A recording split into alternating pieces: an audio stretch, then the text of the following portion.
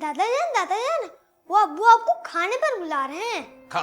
हाँ बेटा, मैं आ रहा हूँ। तुम चलो बेटा, मैं आ रहा हूँ बेटा, मैं आ रहा हूँ।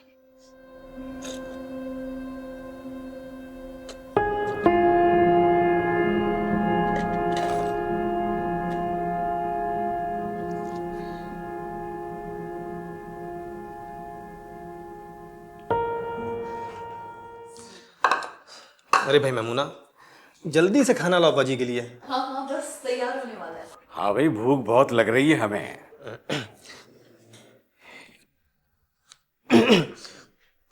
वो अब्बा जी, मैं सोच रहा हूँ कि कोई छोटा मोटा काम शुरू कर दूँ। अरे तुम्हारी तो अच्छी खासी सरकारी नौकरी है भाई। अरे अब्बा, आपको तो पता है सरकारी नौकरी में कहाँ गुजारा होता है। तुम सही कह रहे हो, तो फिर करो करो। अब्बा जी, काम शुरू करने के लिए पैसे भी तो होने चाहिए ना। अगर आप मेरे पास तो कुछ भी नहीं बचा, कुछ भी नहीं।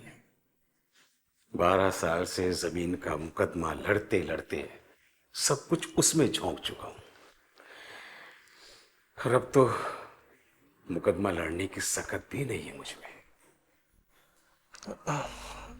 मगर अब्बा जी, वो आपके पास अम्मा के जेवरात भी तो हैं। अब वो आपके किस काम के? अच्छा है मेरे किसी काम आ जाए। तो फिर तुम्हारी मां को इस दुनिया से गए हुए दिन ही कितने गुस्से, और तुम भूल जाओ बेटा, मैं वो जेवर हरगिज हरगिज नहीं बेचूंगा। जो कुछ करना है अपने बलबूते पर कर। तुम्हें पता है तुम्हारा बेटा बड़ा हो रहा है, और तुमने घर तो क्या उसके लिए भी कुछ नहीं सोचा।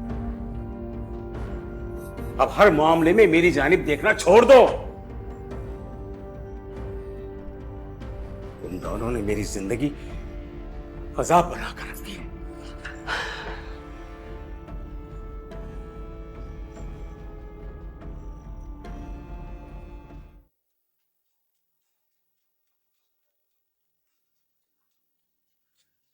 Thank you. मुझे पैसों की इतनी जरूरत है और तुमसे अम्मी जान के जेवर ही ढूंढे नहीं जा रहे। मैंने बहुत तलाश की है, लेकिन मुझे मिले ही नहीं। तो अप्पा ने पता नहीं कहाँ छुपा कर रख दिए। जब भी तलाश करने जाती हूँ, वो तुम्हारी भाभी साहिबा टपक पड़ती हैं। मुझे तो लगता है कि तुम्हारे अब्बा ने जेवर बेच दिए हैं। देखो, ये बात मुझे अच्छी तरीके से मालूम है कि अब्बा जान अम्मी का जेवर नहीं बेच सकते। अच्छा, अगर ऐसी ही बात है तो मैं जेवर ढूंढ कर रहूंगी। नहीं नहीं, तुम रहने दो, अब मुझे कुछ करना पड़ेगा। और देखना, 2 रोज के अंदर अंदर ये जेवर मेरे पास होंगे। देख लो, भूलना मत तुम। शादी से पहले तुमने वादा किया था कि तुम मुझे पॉलर दिलाओगे, और अब मुझसे बर्दाश्त नहीं होता। बहुत सब्र कर लिया मैंने। तुम्हें अपनी पड़ी हुई है, यहाँ मेरे ज़िम्मे पता नहीं कितने लोगों के कर्जे चढ़े हुए हैं यार। चलो खैर छोड़ो, कर्जे भी उतर जाएंगे। चाय तो पियो।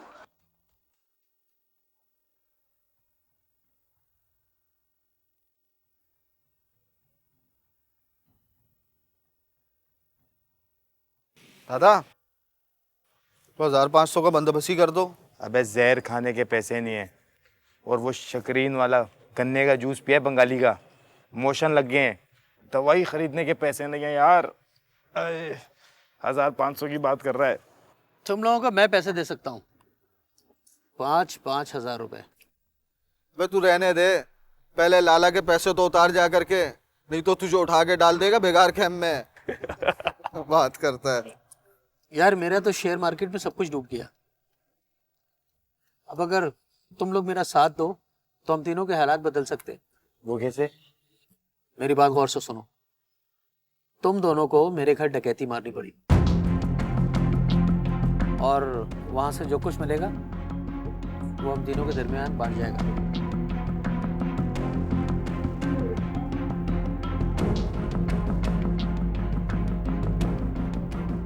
बोलो, कैसा लगा प्लान मेरा? लेकिन अगर पकड़े गए तो? अरे नहीं यार, वो मेरा बाप है, मैं उसे अच्छी तरीके से जानता हूँ।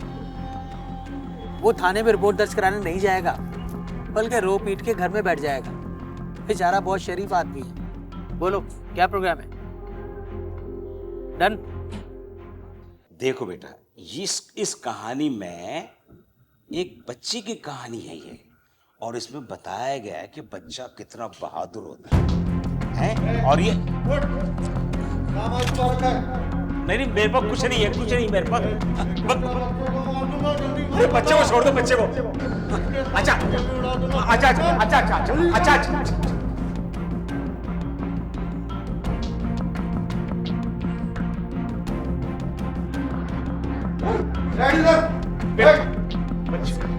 बच्चे को छोड़ दो, बच्चे को। डब्बा खोल के चेक कर। माल है बच्चे।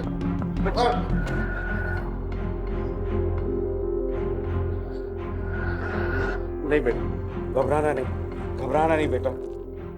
हाय अल्लाह, हम तो लुट गए, सब कुछ चुन चुन के ले गए, हम तो बर्बाद हो गए, कुछ नहीं बचा हमारे पास।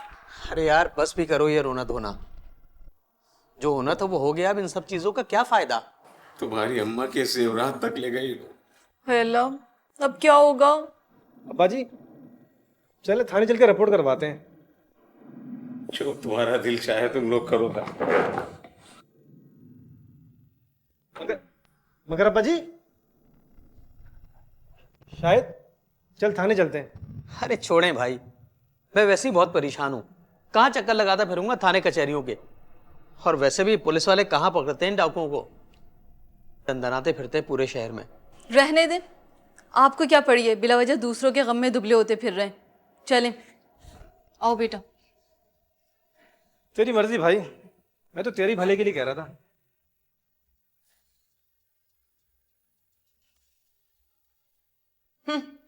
देख लो, अब ये हमारा भला करेंगे, हमारे इतने बुरे दिन आ गए। बहुत हो गई, मैं नहीं रह सकती इस नक्चड़ी के साथ। एक तो हमदर्दी करो, फिर ऊपर से क्या करूं मैं, क्या कर सकता हूं मैं, बताओ। मैं नहीं जानती, अपने अब्बा जी से बोले कि घर बेचे और हमें हमारा हिस्सा दे। कहे तो तुम ठीक रही। अच्छा बस तुम कुछ दिन सब्र कर लो, मैं मौका देखती अब्बू जी से बात करता हूँ। जो ही बात करनी जल्दी करें, ऐसा ना मैं खुद ही बात कर लूं। ये सब्र नाम की कोई चीज है तुम्हारे अंदर? जब मैंने कह दिया कि बात कर लूंगा तो सब्र करो सब्र करो सब्र करो, हर वक्त आप मुझे सब्र का ही पहाड़ा पढ़ाते रहते हैं। अच्छा भी लड़ाई खत्म करो और ये बताओ मेरे दूध का गिलास कहाँ है? आज तुम सब्र कर लो। तुम लोगों ने ये कैसे सोच लिया कि मैं ये मकान बेच दूंगा? अरे खुदा के वास्ते मुझ पर रहम करो और सर छुपाने की आखिरी जगह रहने दो मेरे पास। मैं ये मकान बेचकर तुम्हारे रहमो करम पर नहीं रह सकता। अब्बा जी आप कैसी बातें कर रहे हैं, इसमें रहमो करम की क्या बात है? आप हमारे बड़े हैं, हम आपकी खिदमत करेंगे तो अच्छा लगेगा। अब्बा जी आप हमारे लिए बोझ नहीं हैं। आप एक हफ्ता मेरे साथ रहिएगा और एक हफ्ता शाहिद के साथ। अब्बा जी मेरा तो सब कुछ लुट गया, अब आप ही बताइए मैं क्या करूं। अगर ये घर बिक जाएगा तो मैं एक फ्लैट ले लूंगा और बाकी पैसों से छोटा मोटा कारोबार कर लूंगा। था ही क्या जो लुट गए। शर्म आती है मुझे तुम दोनों का बाप कहलवाते हुए। तुम दोनों ने जिंदगी भर कुछ नहीं किया, हत्ता के शादियां भी मैंने अपने पैसों से तुम्हारी कराई और तुम लोग बहाने बहाने से मुझसे पैसे बटोरते रहे, कंगाल कर दिया मुझे। अब्बा जी अब मजबूरी है, क्या करें? इस मकान को बेचने के अलावा कोई दूसरा हल नहीं है। मैं किसी मजबूरी को नहीं जानता और कान खोल कर सुन लो, मेरे जीते जी ये मकान नहीं बेच सकता, ये ख्याल दिल से निकाल दो।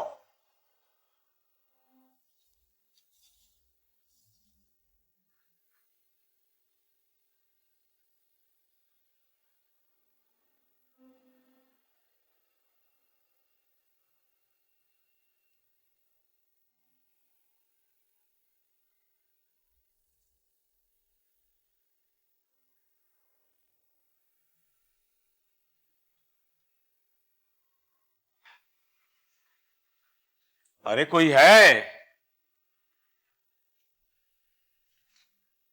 कहाँ है ये लोग? जी अब्बा जी। अरे भाई 4 बज रहे हैं, शदीद भूख लग रही है, खाने को कुछ मिलेगा या नहीं? खाना तो नहीं बन सकता अब्बा जी, क्योंकि बिल जमा नहीं करवाया था तो इससे गैस का कनेक्शन ही कट गया। अरे अभी पिछले महीने बिजली कट गई अब गैस का कनेक्शन कट गया, कहां तक पैसे भरता रहूं मैं?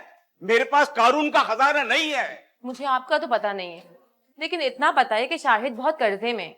वो बेचारे कहाँ से जमा करवाएंगे अब्बा जी?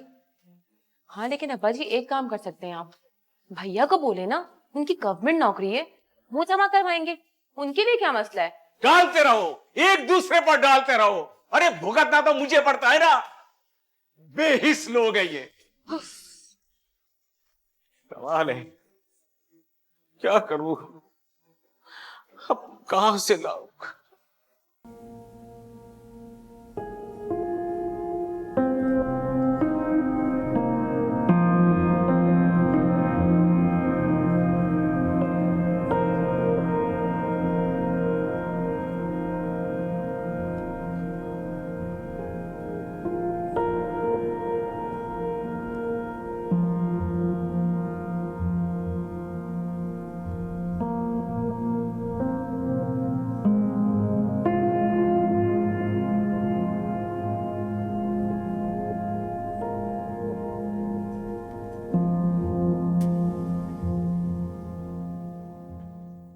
अरे मेरी बात तो सुनो यार। मुझे तुम्हारी कोई बात नहीं सुननी। तुम मुझे इसलिए ब्याह कर लेकर आए थे कि तंदूर में रख सको, एक एसी नहीं लगवा सकते। पता नहीं मैं कहाँ फंस चुकी हूँ। अरे आहिस्ता बोलो, आप बच्चे सुन लेंगे। नहीं सुनेगा तुम्हारा बाप, कमर में पाँव लटक रहे हैं उसके, लेकिन फिर भी जायदाद पे सांप बनकर बैठा हुआ है। तो चाहता ही नहीं है कि हम अच्छी जिंदगी गुजारें। अरे मेरी जान, मैंने तुमसे कहा था ना, बस थोड़े दिन और सब्र कर लो। और कितने दिन जिएंगे वो, उनके बाद ये सब कुछ हमारा ही तो है। आया समझ में? आ जाओ, अंदर आओ, तुम्हारा फेवरेट ड्रामा चल रहा है, आइए।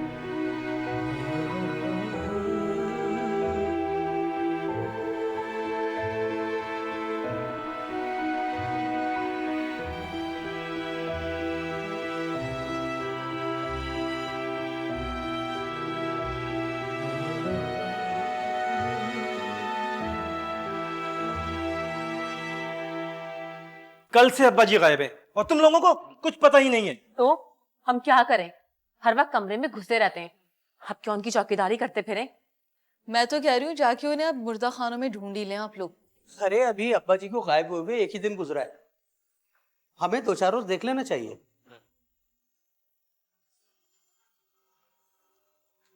हेलो, अस्सलाम वालेकुम जी। शफीक भाई जी, अब्बा पार्क में?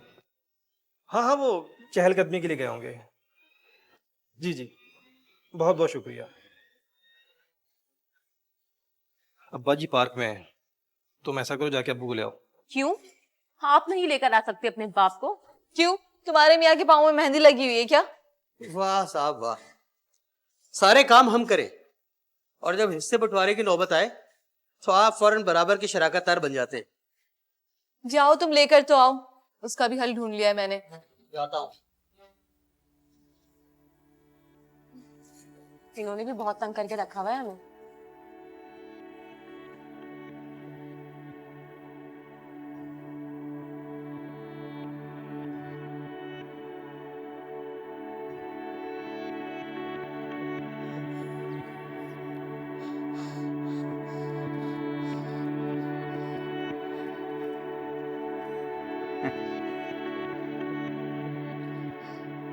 एक दौर था जब मैं इस पार्क के 10 चक्कर लगा लिया करता।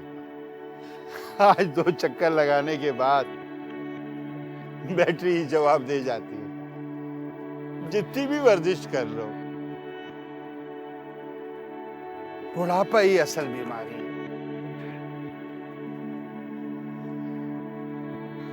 भाई साहब, खैरियत तो है? कोई परेशानी है क्या? शायद मैं आपकी मदद कर सकूं। भाई साहब, आप मेरी बात सुन रहे हैं ना? आप तो जवाब ही नहीं दे रहे हैं।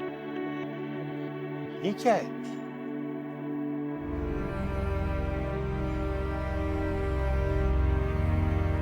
इस पर तो नंबर भी साफ नजर नहीं आ रहा।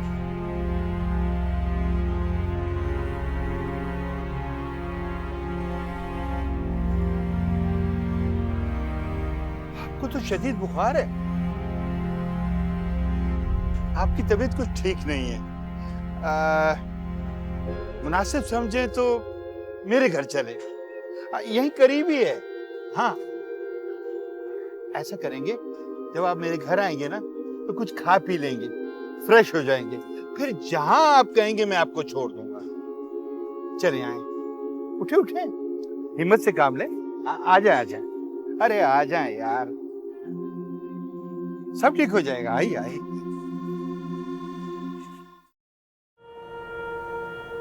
ये लीजिए।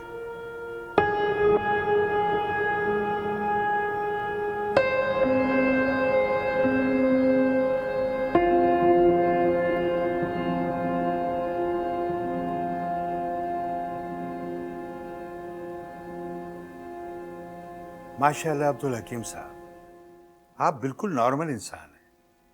आपको अपने घर का पता भी मालूम, फिर आपके गले में ये लटकी हुई तख्ती, क्या जरूरत है इसकी?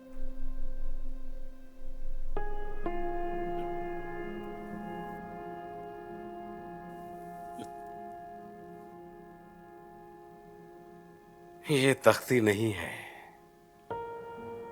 तमगे हैं, तमगे, जो मुझे अपनी औलाद की आला तरबियत पर मिला है। और शायद मैं इसे इसलिए नहीं उतार सका कि ये मुझे याद दिलाता रहे कि गलती मेरी है। अब्बा जी, क्यों हमें रुस्वा करने पर तुले हुए आप?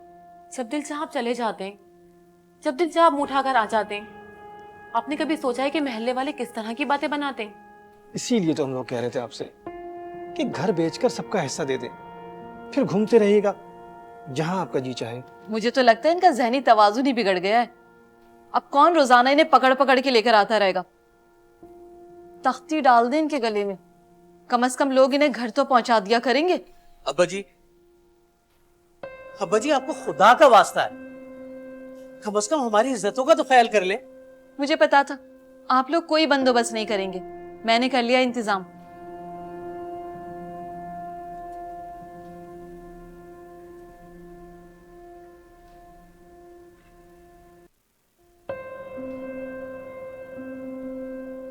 ये ले, डाल दे इनके गले में।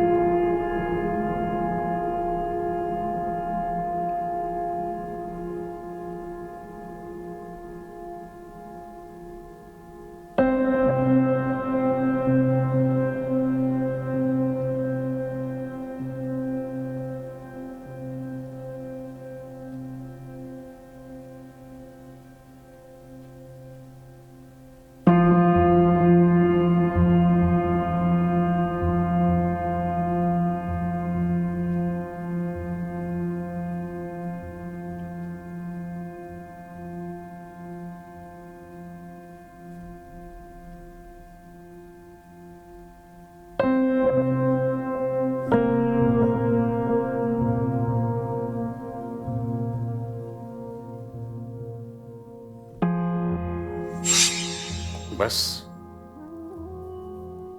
जब से ये तख्ती मेरे गले में डली है,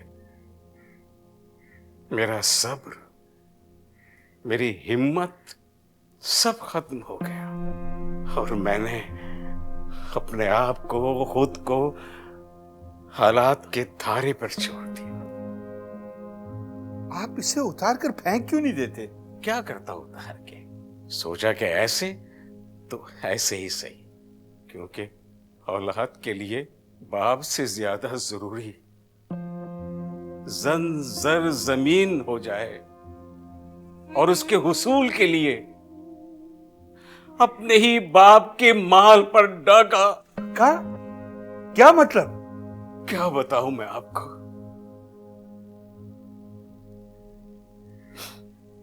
आपको यकीन नहीं आएगा।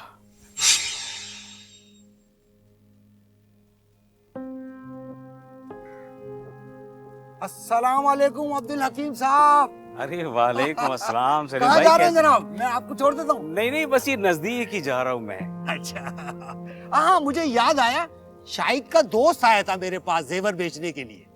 तो अब मैंने तो देख के पहचान गया, ये तो अब्दुल हकीम साहब के घर के हैं, क्योंकि अब्बा के हाथ के जो बने हुए।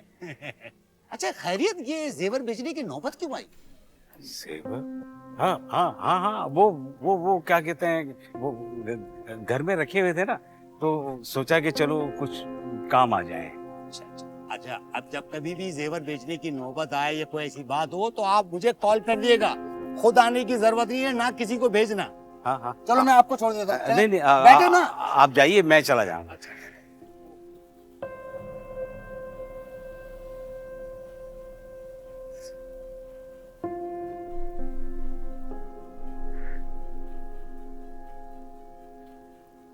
सेवर, शाहिद का दोस्त, और वो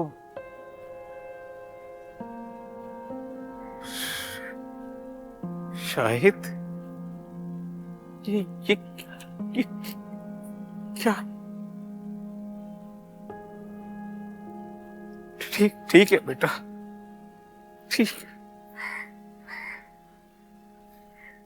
ठीक है बेटा।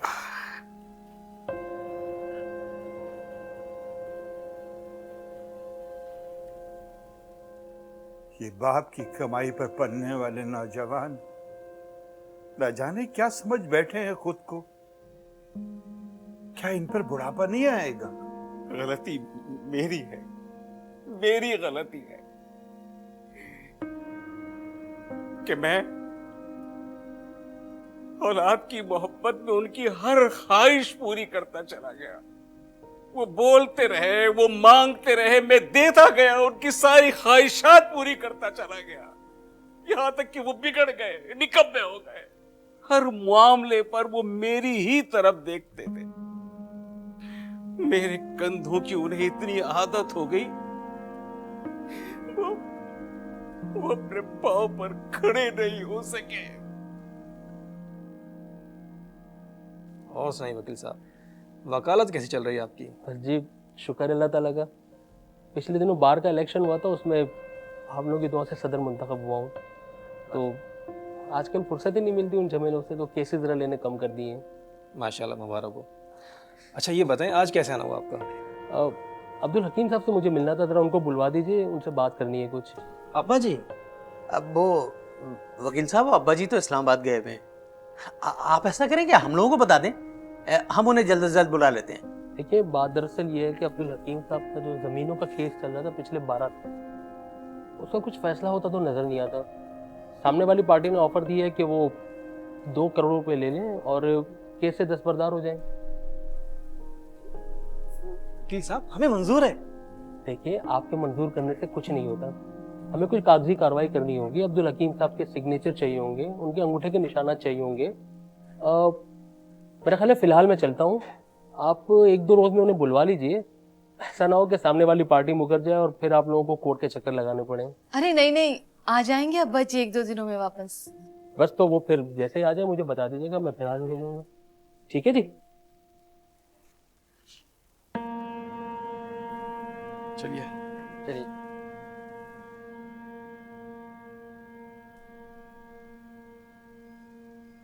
ओके, खुदा हाफिज। भाई अब क्या करना है? क्या मतलब क्या करना है? अब्बा को ढूंढना है, और क्या करना है? अरे भाई, मैं और राहिला चले जाते हैं ना हामिद के साथ, पार्कों में ढूंढ लेंगे उन्हें। और मैं बसों के अड्डे, रेलवे स्टेशन और तमाम पब्लिक प्लेसेस देख लेता हूँ। हाँ, ये ठीक है। और मैं तमाम हॉस्पिटल में तलाश कर लेता हूँ। अल्लाह करे अब्बा जल्द मिल जाए। वैसे मैं तो कहती हूँ कि एक बार सर्द खाने में भी देख लें। कभी तो अच्छी बातें कर लिया करो तुम। बहुत मोहब्बत जाग रही है अपने बाप के लिए आपके दिल में। मैं चादर ओढ़ कर आ रही हूँ, हामिद भी आ जाएगा इतनी देर में। हाँ ठीक है, मैं भी रेडी होकर आती हूँ। भाई मेरा ख्याल है हम पुलिस को इत्तला ना कर दें। पागल हो गया क्या? इस तरह तो वकील को मालूम चल जाएगा। हाँ, ये तो आप ठीक कह रहे हैं।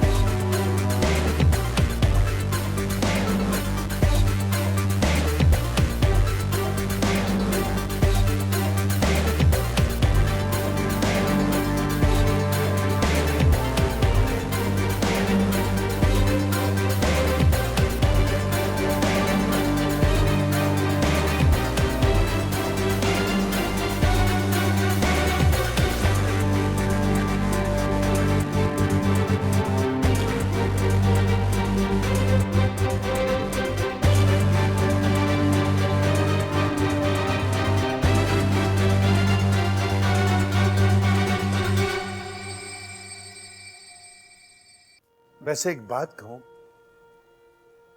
आपको अपना घर नहीं छोड़ना चाहिए था, बल्कि डट कर उनसे मुकाबला करना चाहिए। क्या करता? लड़ता? अपने बच्चों से, अपनी औलाद से मैं लड़ता? मेरे भी 2 बेटे और 1 बेटी है। जैसे ही मेरे बच्चों ने तालीम मुकम्मल की, मैंने उनकी लगामें खींच, खिलाया उनको सोने का नवाला, लेकिन नजर शेर की रखी। ठीक कह रहे हैं आप। वो क्या है ना कि बीवी की मौत के बाद मैं अपने बच्चों की मोहब्बत में इतना आगे बढ़ गया कि उन्हें मैंने बिगाड़ दिया मैंने। मेरी बीवी का भी इंतकाल हो गया था। मैंने भी बच्चों की खातिर दूसरी शादी नहीं की थी, लेकिन जब मैंने देखा कि मोहब्बत तरबियत में आड़े आ रही है, तो मैंने उनको फौरन सीधा कर दिया। दोनों को आला तालीम के लिए मुल्क से बाहर भेज दिया और बेटी की शादी कर दी। जो कुछ मेरे पास था उससे मैं अपना कारोबार शुरू किया, उसी से गुजारा करता, लेकिन अपने बच्चों से कुछ नहीं मांगता हूं मैं। 1-2 साल में वो लोग मुझसे मिलने आ जाते हैं, और अगर मुझे उनकी याद आती है तो मैं अमेरिका मिलने चला जाता हूं। देखिए अब्दुल हकीम साहब, अभी भी वक्त नहीं गुजरा। आप जो कुछ कर रहे हैं ना, वो ठीक नहीं है, बल्कि मामला और बिगड़ता जा रहा है। मैं क्या करूं मैं? मुझ में आप जैसी हिम्मत नहीं है सदरुद्दीन साहब, आप जैसी हिम्मत नहीं है। हकीम साहब, हिम्मत तो दिखानी होगी आपको।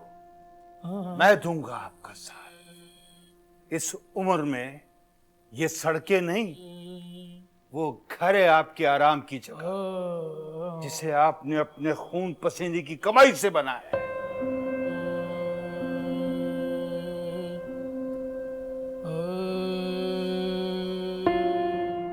अब्बा जी, आप कहाँ चले गए थे? हम लोगों ने आपको कहाँ कहाँ नहीं ढूंढा।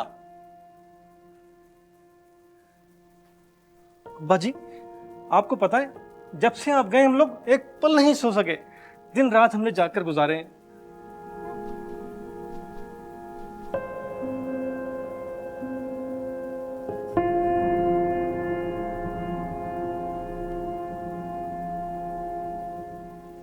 मैमूना तुम जाओ, अब्बा जी का कमरा सही करो, जाओ देखो, जाओ।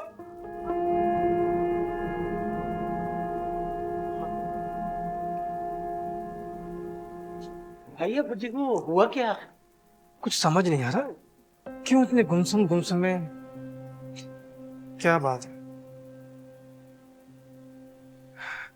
ना मालिक।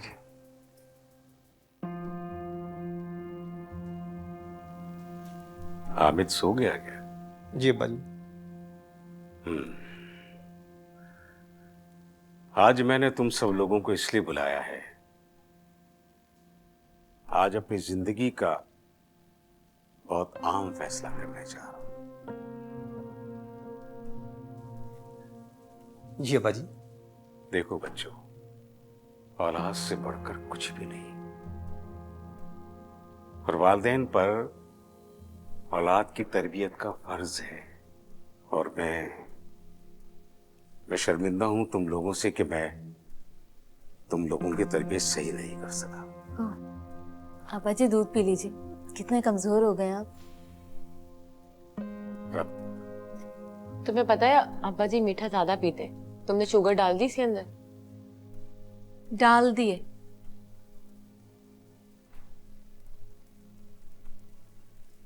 अब मैंने फैसला किया है कि मैं अपनी औलाद को पैरों पर खड़ा करके एकदम,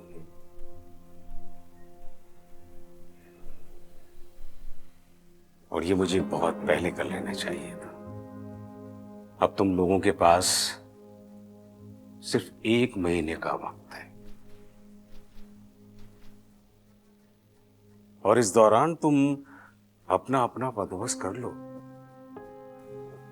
जाओ बच्चों, वक्त बहुत कम है और मेरी दुआएं तुम लोगों के साथ हैं। मगर अब्बा जी, ये कैसे मुमकिन है?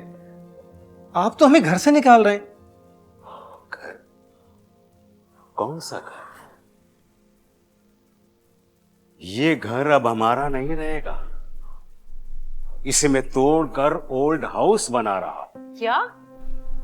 जहां मुझ जैसे बूढ़े अपनी जिंदगी के आखिरी दिन सुकून से गुजार सके।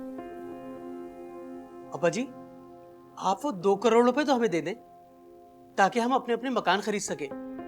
आप खुद ही सोचिए कि हम कहां जाएंगे अब्बा जान। अगर मैं तुम लोगों को दे दूंगा तो मैं ओल्ड होम कैसे बनाऊंगा? काम करो, हट्टे कट्टे कोशिश करो, कुछ करो, हिम्मत करो। काम करने से होता है, बातें बनाने से नहीं होता। वरना किसी दरख्त के नीचे डेरा डाल लो। और देखो, मैं बहुत थका हुआ हूं, सोना चाहता हूं और मैं जाकर सोऊंगा। देखो, मुझे कोई भी डिस्टर्ब नहीं करेगा, और जो मैंने फैसला अपना तुम्हें सुनाया है वो मेरा आखिरी फैसला है, बस। बाजी, लेकिन